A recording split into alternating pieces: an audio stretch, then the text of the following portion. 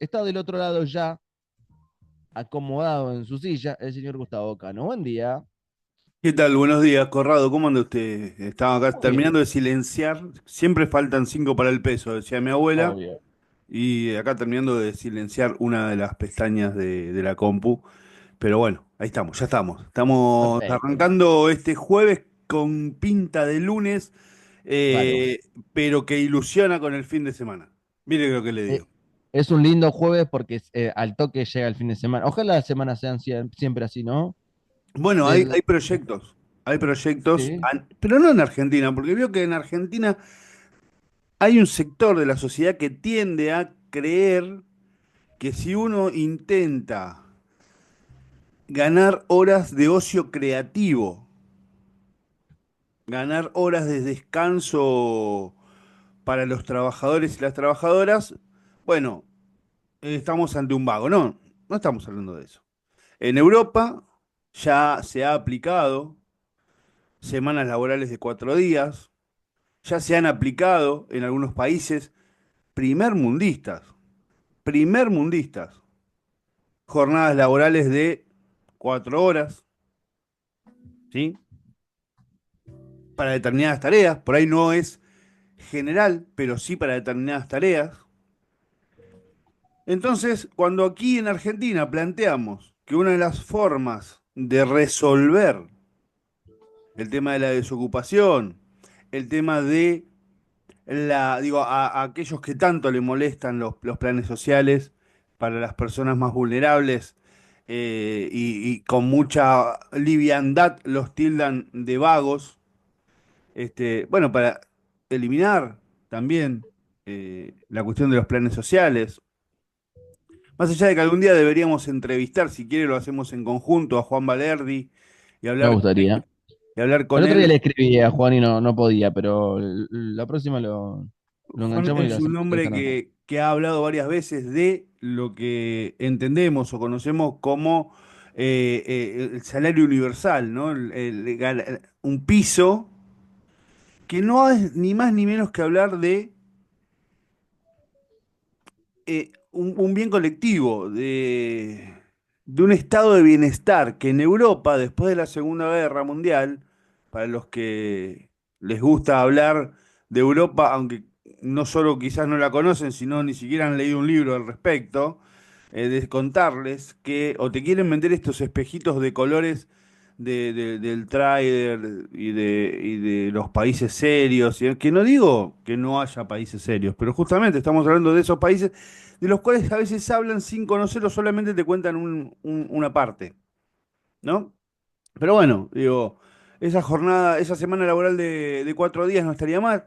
Ayer o antes de ayer, Bill Gates hablaba de que en la prosecución de la injerencia de la inteligencia artificial y del perfeccionamiento de la inteligencia artificial, vamos a ir a semanas laborales de 2 días. Ni me quiero imaginar cómo estarán aquellos que hablan de los vagos, ¿no? Digo, No, no, de Bill hecho, Gates. no hace mucho lo hablaba Mario Pergolini, que uno se sorprendería de quién lo hablaba, pero lo que decía Pergolini era muy interesante, decía, bueno, va a haber muchas tareas que van a terminar siendo reemplazadas por la inteligencia artificial o por robots o lo que sea. Eso implica que el ser humano va a tener mucho menos trabajo y hay que empezar a pensar en un salario universal. En palabras de Eso. Pergolini, no estoy No, hablando sí, sí, el no salario estoy hablando de Juan universal. Grabois, ¿eh? No, no, por supuesto, porque además, digo, Juan Valerdi lo explica muy bien.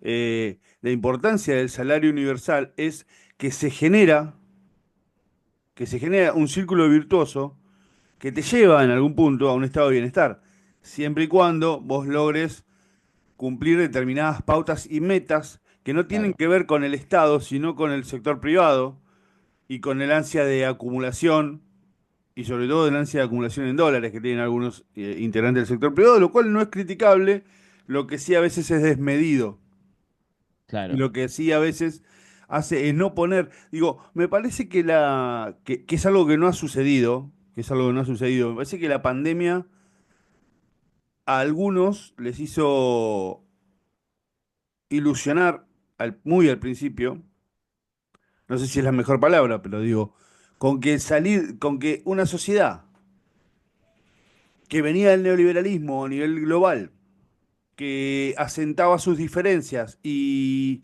desde hace mucho tiempo tiene centrado su existir en la acumulación de riquezas, en lugar de en la acumulación de conocimiento, en la acumulación de,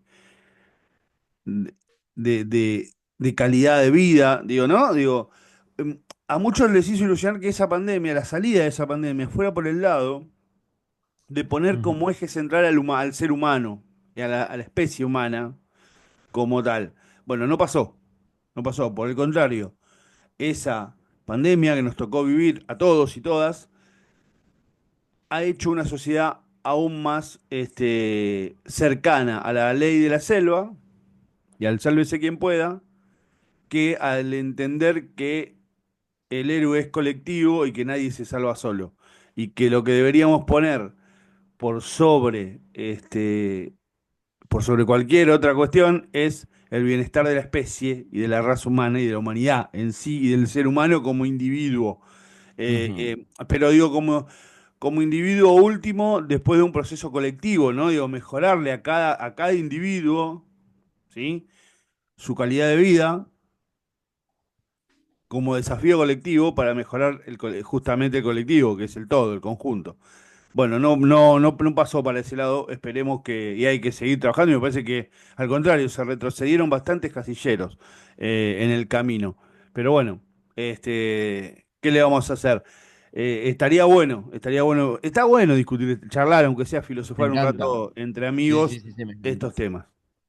Sí, me Prepara gusta un mate si no porque. le molesta. No, por favor, me encanta. Sí, sí, después pasame uno, por favor. Sí, cómo no. Eh, cuando esté un poquito Dale. más lavado. Eh, Sí, sí.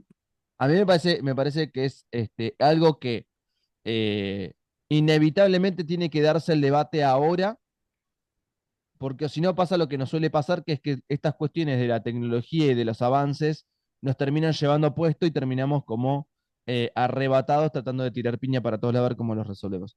Obviamente que cuando pasó lo de la pandemia era algo que uno no lo esperaba, no lo esperaba nadie, por lo tanto uno iba viendo cómo resolver en el momento, ¿no? Pero después, fíjate que el golpe de modernidad que nos pegó la pandemia, que empezó a generar esto del home office y de poder hacer esto que estamos haciendo ahora, ¿no? Que vos estés en tu casa haciendo un programa, una columna, casi como si estuvieras acá sentado. Y esto lo hicimos durante todo un año, laburando justamente con Gustavo a la par, lo cual Ujú. todos los días hacíamos un programa. Me acabo de dar cuenta que estamos casi en el mismo formato, pero yo Sí. operaba y producía y Ujú. Gustavo conducía con Nora Lafón. Ujú. Y todos los días hacíamos un programa que hacíamos a través de Zoom, ¿no? Una plataforma para todos desconocida hasta el momento que durante la pandemia fue un boom Ujú. y algo muy particular e interesante con eso es que durante el primer tiempo era un quilombo, ¿no? Porque nadie la sabía usar, se Bueno, escuchaba mal, bueno. se cortaba todo el tiempo. Era imposible porque aparte las bandas anchas no estaban preparadas para videollamadas constantes o de 5 personas, de 3 personas, era un quilombo bárbaro. La verdad, yo la pasé mal durante todo ese tiempo que me volví loco.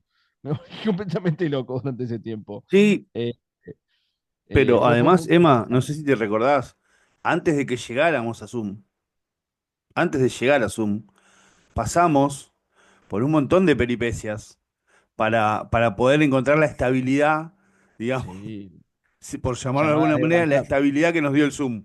Digo, y esto no Sí, es una sí, publicidad para Zoom, pero digo, pasamos por un Meet que se nos caía bastante de seguido al principio, pasamos por videollamadas de WhatsApp, conectadas con un cable a la consola y era medio, digo, pasamos por llamadas telefónicas propiamente dichas, digo, pasamos por un montón de lugares, digo, arrancamos con las llamadas telefónicas y fuimos pasando por distintos lugares hasta que logramos la estabilidad del Zoom y encontramos la estabilidad del Zoom pago, porque además había toda una metodología que hacer. Porque el Zoom sí, gratuito te cortaba la llamada a los 40 minutos. Entonces Emanuel, que estaba operando, estaba controlando el tiempo, ¿sí? Y nos iba avisando, che, en 3 minutos manden un tema, salgan, vuelvan a entrar con el mismo link o con otro link. Es una llamada nueva, una llamada. No, qué Digo, estrés, por Dios. todas esas cosas. Después de eso aprender a utilizar, a sumarle el OBS, que aquello, bueno, no toda la gente tiene por qué saber de qué estamos hablando, seguramente la mayoría lo sabe, pero digo, el OBS que es un programa que te permite grabar, es tipo como un estudio de televisión en tu Sí, computadora que te permite grabar estas videollamadas que nosotros hacemos y hasta te permite transmitirlas en vivo. Entonces después incorporamos eso. Entonces Manuel estaba en una radio con el teléfono, la consola y saliendo, garantizando que saliéramos por la radio, y yo desde mi casa, con el Zoom y el OBS, grabando las entrevistas y el programa completo para después subirlo al Facebook, o a veces transmitiéndolo en vivo a través del sí, sí. Facebook. Sí, pues Es ni un siquiera estrés. pensábamos en YouTube en esa época, íbamos derecho No, no, a no. lo básico que era el Facebook. Y probar, y un día probar de hacer una transmisión en dos plataformas y que, claro, la computadora doméstica Explote. explotara, Explote, obviamente, y no explote. solo no saliéramos en ninguna, sino que se cortara el luz del barrio por poco. Pero, Bueno, yo en esa época quemé 2 computadoras. bueno, sí, yo Eh, quemé una, sí, sí, sí, sí, yo lo sí, mismo. quemé 2 computadoras Sí, sí. y no, no, fue una época para mí muy estresante porque era Y, todo el tiempo tratar de aprender. Y esto que decías, me había olvidado la del Zoom porque tenías que salir y volver a entrar. Y el problema era que por ahí vos salías y había uno, capaz que encima siempre era el conductor, que no podía volver a entrar. Y era como, "Oh, Dios, ¿cómo hago justo para este. que entre?". Claro, o sea que, Justo este, no podía no entrar otro, ¿no? no, Y no, que claro, pegarme, ¿no? se te sumaban los columnistas de las provincias y Claro, cuando y no había hacíamos el conductor del noticiero, programa. De hecho, más de una vez tuve que seguir una nota yo.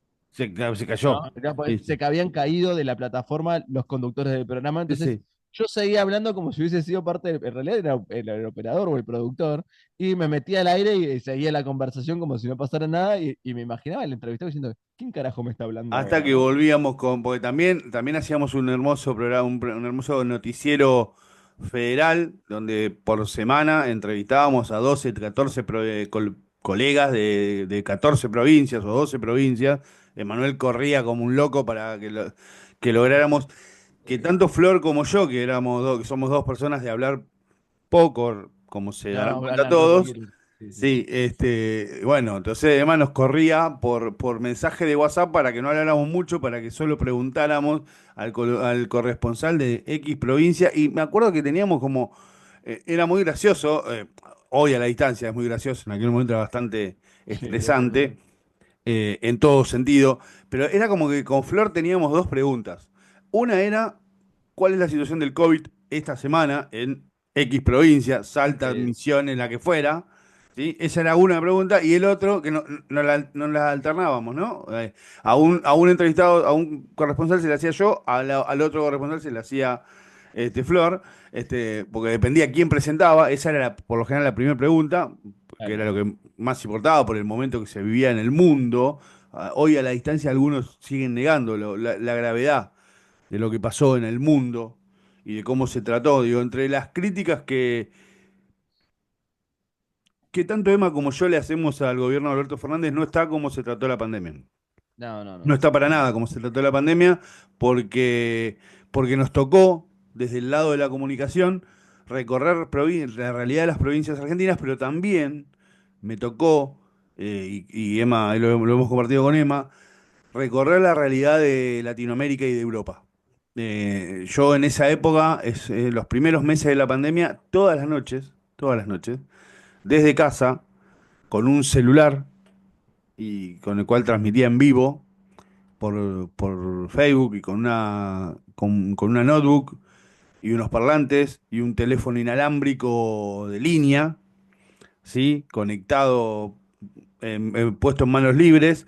Hacíamos con mi compañera de vida, con Cecilia Rato, hacíamos un programa que se llamaba Noches de Cuarentena. Y lo hacíamos de lunes a lunes. Lo hicimos durante, no me acuerdo, creo que 3 o 4 meses, los cuatro, o sea, sí, 3 o 4 meses ininterrumpidamente, porque no se podía ir a otros lados, así que estábamos acá adentro. Claro. Y todas las noches, y eran programas que duraban, de hecho, si los buscan en Facebook, deben estarlo. De hecho, tengo que bajar todos esos videos y para guardarlos y subirlos en una nube, porque en cualquier momento los borran.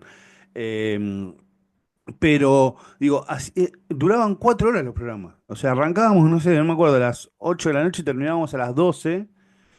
todos los días con entrevistados y todo el mundo se prendía, ya sea por teléfono, en ese caso lo hacíamos solo por teléfono, pero hemos Claro. entrevistado desde el patio de casa, ¿sí?